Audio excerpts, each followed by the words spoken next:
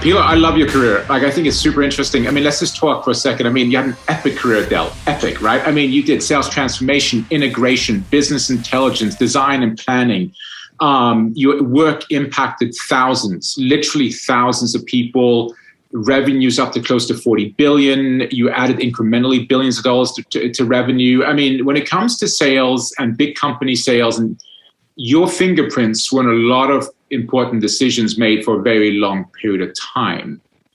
And what you're making me blush. Well, no, but it's true. It was a lot of fun. It was, right? Yeah, it was a lot of fun. And so I wanted to say, like, you kind of caught fire and you caught a lot of momentum at Dell. Like, what was that? How can I put this make sense? When you came to Dell, did you think you'd have some of those epic experiences and maybe as quickly as you did? Let's just talk a little bit of coming in and how it all unfolded. No, not necessarily. I started off at Dell as a project manager. An individual contributor, project manager, and did a great job in my job. And then I went from there. The wonderful thing about Dell is I think that they will empower people who raise their hand to take on more. Yep. They're okay with you not knowing a function. So, when we bought EMC and I raised my hand and said, I want to work on the integration, I had zero integration experience. And I said, that's okay. I trust you. Go do it. And so, Dell was an amazing place to start my career and find out, my strengths. And for, my personality, I like to put my fingerprints on really hard, big things. So it just was a match made in heaven because they were constantly feeding me things that I didn't know how to do that I was going to learn, and then let me kind of use my strengths to help shape the business and help shape, better outcomes for our customers and employees. So as you're stacking up these wins, were there also some setbacks? I mean, were there some things you learned from that didn't go your way? Was it a little bit of a mixed bag, but you just kept rebounding up? Like any? Am I onto something there? Oh yeah, no. I mean, you don't stack wins and always march forward. You sometimes march forward. You take a couple steps back. So I don't think about it as stacking wins as much as I stack learnings, right? And some of those are positive learnings, and some of those are not positive learnings.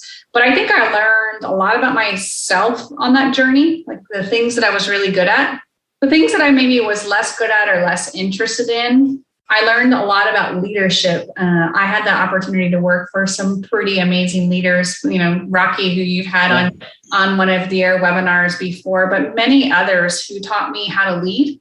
And I think, starting off in my career as a person, an individual contributor, I was a great individual contributor, but it's very different to translate those skills into being a leader. Yeah. I made a ton of mistakes. And by the way, I still make mistakes every day. I mean, I always have a list of things that I'm working on for myself.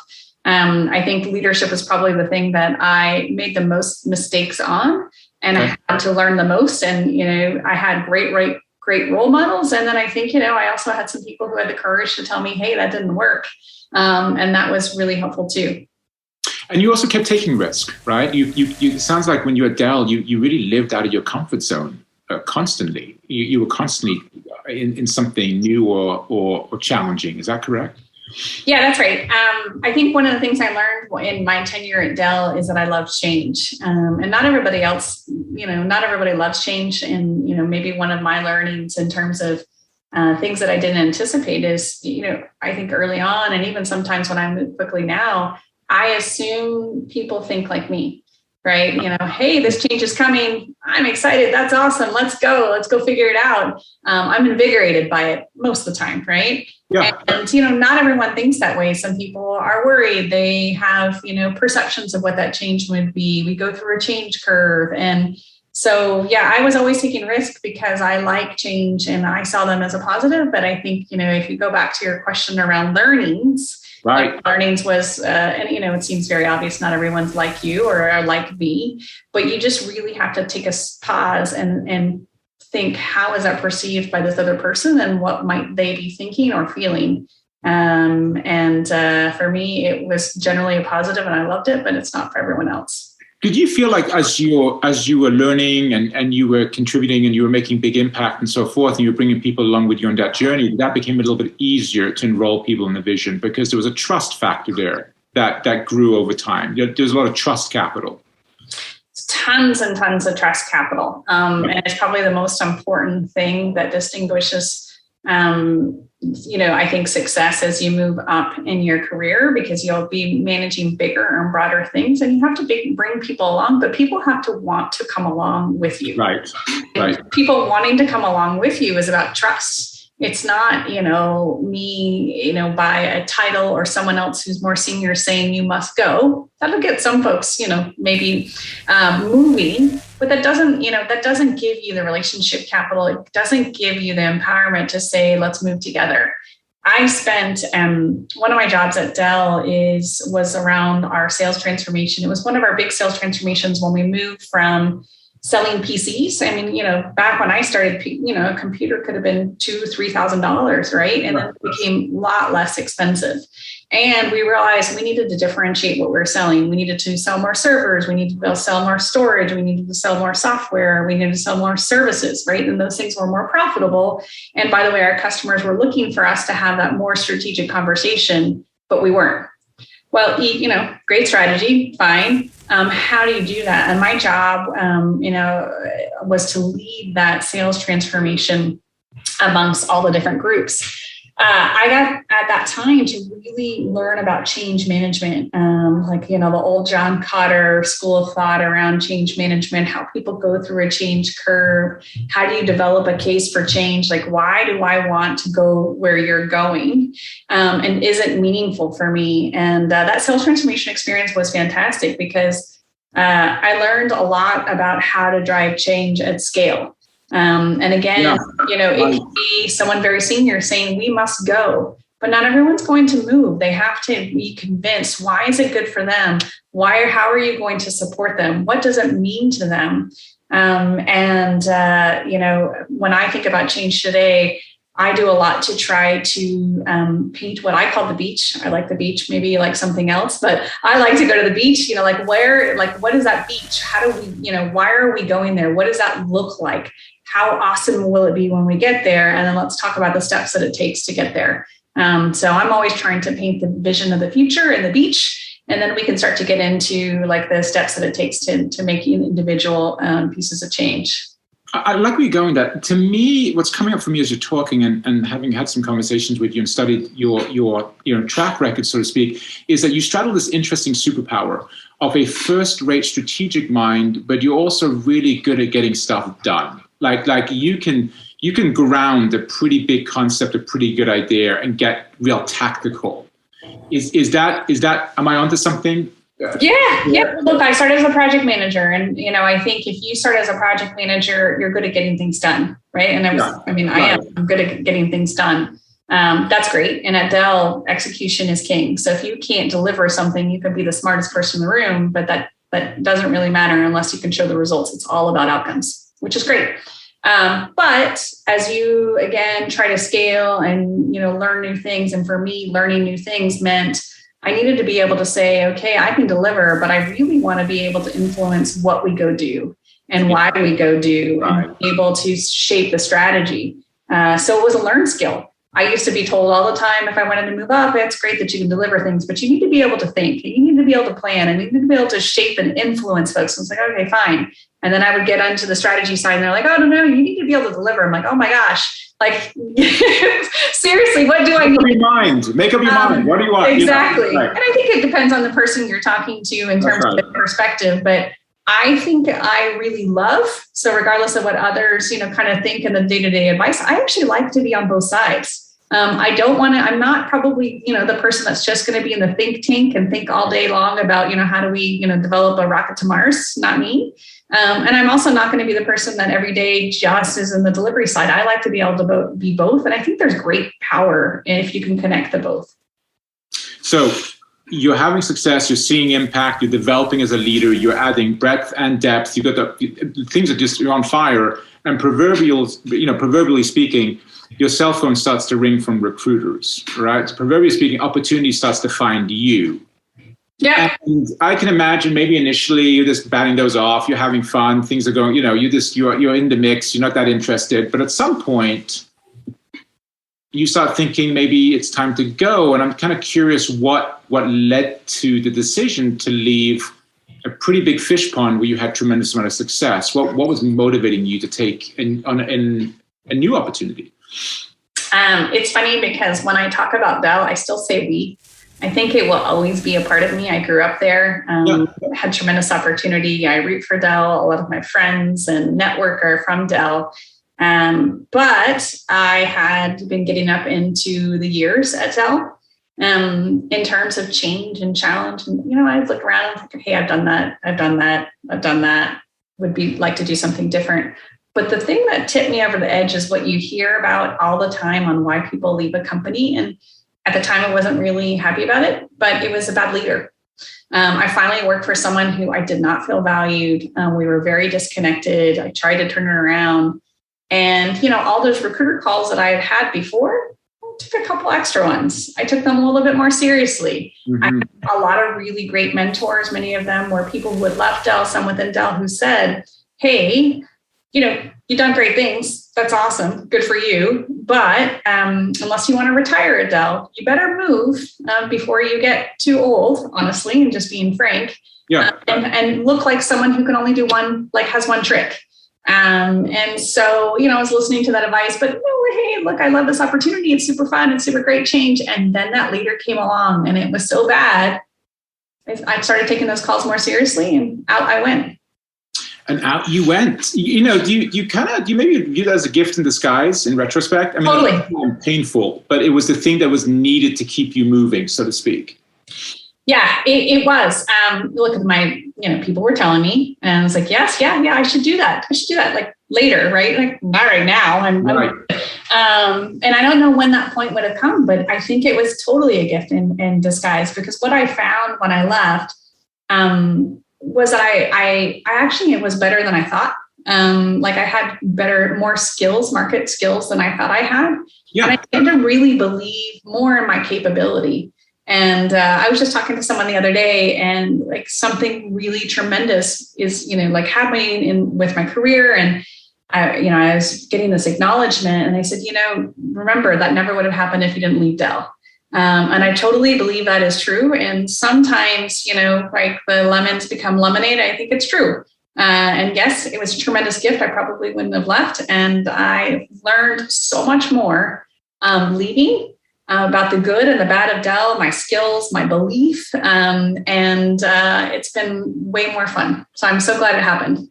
Yeah. And so you end up going to a couple of epic organizations right after Dell. And obviously it's been fun and this was good change, but it doesn't negate from the fact that it was a big risk. These were still big risks, right? Because you I guess what I'm trying to say is you left a lot of relationship capital behind, and in some ways you had to start over. But in some ways, your reputation carries you into the opportunity. Yeah. You've got to build a whole new crop of internal constituents, external constituents, allies, momentum, initiative, trust, respect. I could go on and on and on. What was that like? I mean, what was it? What was it like to kind of? I'm not sure starting over is the right word. I don't know what word I have for it. But you're coming into something familiar but radically new, maybe. Yeah. I judge risk and change pretty positively, maybe sometimes a little bit aloof. Yeah. So it didn't feel that big. But there's a couple things that I think I did that worked in my favor. One is I learned pretty early on from Rocky, actually. He had this saying that was never go to lunch alone. And I really loved the phrase, and I've used it for years and years. And I keep a very wide kind of list of people I meet with, internally, externally, talent that's worked for me, talent that I might work for, all sorts of people. And I think those connections what I found over the time is that they morph, right? So sometimes those connections we're talking about day to day, maybe we're working on a project together.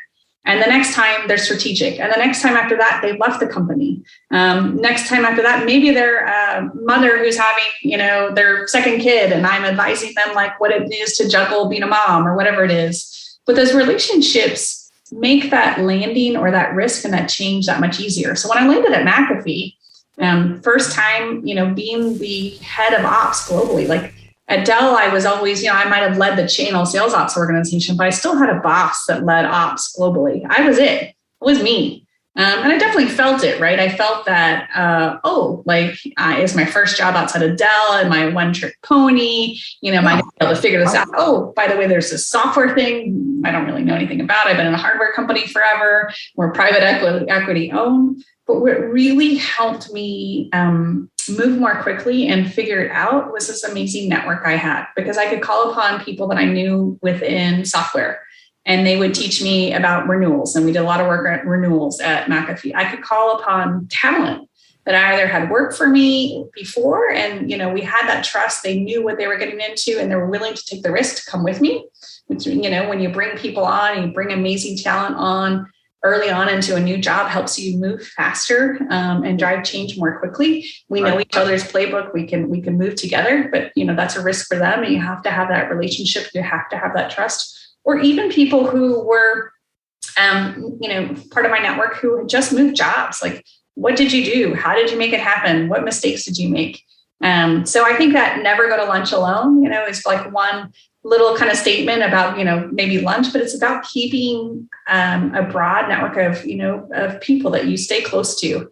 And I do internally, externally. I always keep that list. It's a spreadsheet that I have because, I'm a project manager at heart, and I keep recurring meetings, and I try to do, COVID aside, as many lunches if they're in Austin as possible. And when I travel, go meet up with people. And I find those relationships both personally and professionally incredibly valuable. I love how you framed it, because I was thinking in terms of like relationship capital was more stationary, and you framed it beautifully that it's more fluid, right? That it can morph, right? You can take a lot of that relationship capital with you and this repurpose, and you invest in people, right? You're very intentional about your relationships. You invest in people. And I love that. And then that allows you also to bring in some people that knew you. Did that also help you build trust with your new employees or your new teammates, because you had a couple of people that could also say, "Hey, I've been on this team. We've done it before." Like there was a force multiplier in advancing credibility and trust. Absolutely, yeah. I think I move quickly. I am very direct. I'm finding some of those things about myself that are consistent. Well, if you're new and I'm new to a company, and you're a new leader, it's like, oh my gosh, who is she? I've heard that feedback. What's going on? And so it's my job to, help build that beach, help build that trust with the team that I have. But sometimes having someone come in and say, like, it's going to be okay. And, I've worked with her before, and here's the reasons why I chose to come in, offers way more credibility than me trying to tell them that. It's like your kids, you're telling them, remember that you're really lucky. It's like, no. When they actually look around and they feel that they're really lucky, it's very different than me trying to tell them. And I think it's the same at work. I think that hearing it from someone else or, and feeling it themselves is way more valuable than me telling them. And two final pieces of question for you. One is around final piece of advice for anyone who is looking to make this type of a transition. And the second one is, when you come in from the outside, there is, I would assume there's some implicit expectation, explicit or implicit, that you're here to break some glass, right? You're being brought in to change some things and make some things happen, right? Bring a fresh perspective. So any final words of wisdom for anyone who's, making a big leap and coming in and breaking some glass and building some new things?